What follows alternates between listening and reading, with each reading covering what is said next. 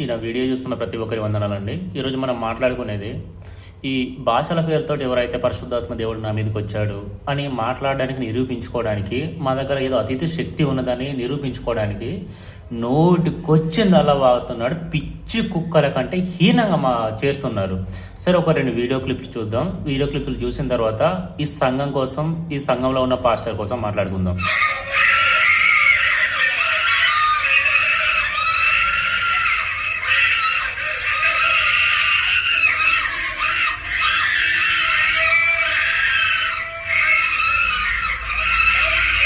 ఎంత దారుణంగా ఉర్రుతున్నారంటే పిచ్చి వాళ్ళకంటే నీచులు వీళ్ళు. ఈ వీడియో చూశారు కదా.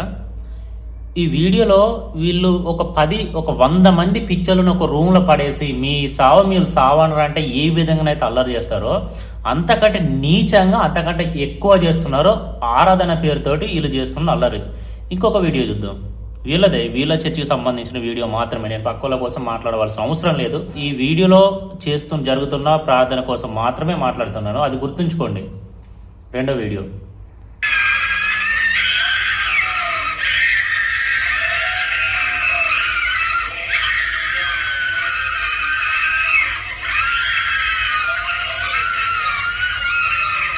అసలు మరీ దారుణం.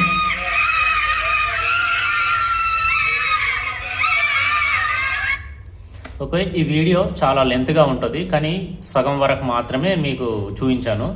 ఇక ఈ భాషల కోసం మాట్లాడుకుంటే, భాషలు అనేది పరిశుద్ధాత్మ దేవుడు మీకు ఆదరణకర్తగా వస్తాడు నేను వెళ్ళిపోయిన తర్వాత అని ఏ విధంగా అయితే యేసుప్రభు వారు చెప్పారో, అదే విధంగా సంఘం ప్రారంభమైన తర్వాత పరిశుద్ధాత్మ దేవుడు దిగు వచ్చి అక్కడ మెరగదలు ఎవరైతే ప్రార్థన చేస్తున్నారో వాళ్ళ మీద వాళ్తే వాళ్ళు అన్య భాషలతో మాట్లాడిండ్రు. ఆ అన్య భాషలు అనేటివి అక్కడ పండగకి ఒక 16-17 రకాల జాతుల వాళ్ళు వచ్చారు, 16 రకాల భాషల వాళ్ళు మాట్లాడుకునే వాళ్ళు వచ్చారు.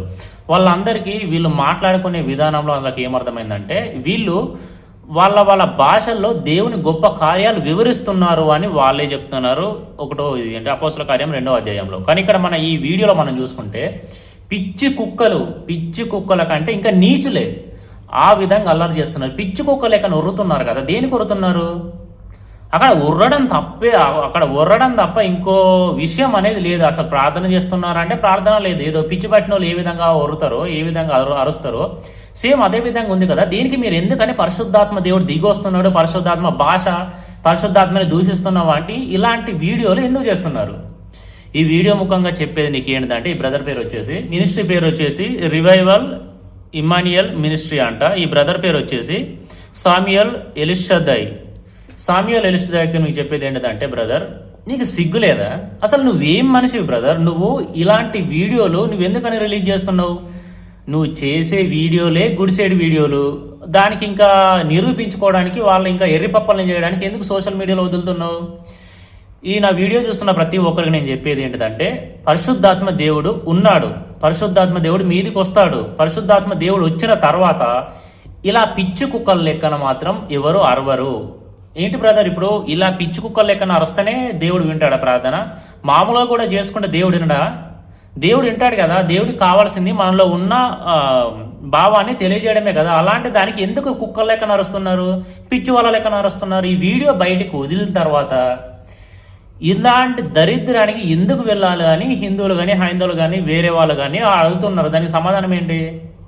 ఈ బ్రదర్కి నేను చెప్పేది ఏంటంటే, ఇలాంటి బఫూన్ వీడియోలు పెట్టకు. ఇలాంటి వీడియోల వల్ల దేవుని నమ్మ అన్యజనుల మధ్య దూషింపబడుతుంది. వీడియో ముఖంగా ఇలాంటి చర్చలకు వెళ్ళకండి. మీరు ప్రతి ఆత్మ నమ్మక ఏవి దేవుని సంబంధమో, ఏవి దయ్యం సంబంధమో తెలుసుకొని, మీకు బుర్ర ఉంది కదా, బుర్ర ఉండి మీరు దేవుని సంబంధమైన ఆ చర్చలకు మాత్రమే వెళ్ళండి. Thank you.